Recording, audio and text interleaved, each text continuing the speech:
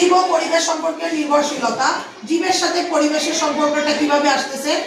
সম্পর্কটা এভাবে আসে কারণ আমরা বেঁচে থাকার জন্য পরিবেশের উপরে নির্ভরশীল, সেটা খাদ্য হোক, বাসস্থান হোক, আর কি যে কোনো চাহিদা যাতায়াতের জন্য আমরা পরিবেশের সাথে নির্ভরশীল হয়ে থাকি।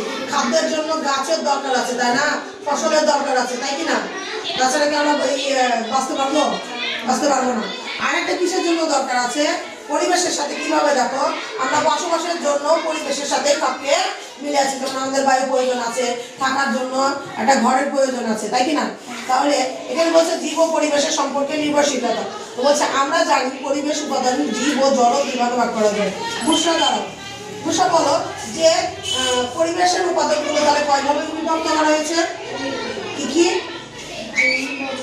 জীব ও জড়। সাইমা দাঁড়াও, জীব কি?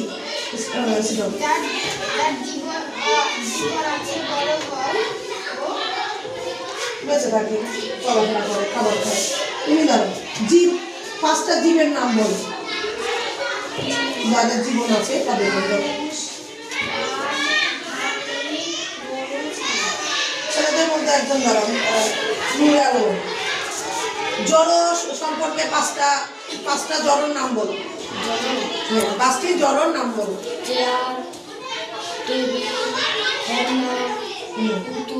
আচ্ছা, জড়র বৈশিষ্ট্য কি? কে বলতে পারবে? জড়র বৈশিষ্ট্য বা জীবের বৈশিষ্ট্য, যেমন এই যে চলাফেরা করতে পারে, খাবার খায়, এরকম একটা বৈশিষ্ট্য, তাহলে কে বলতে পারবে?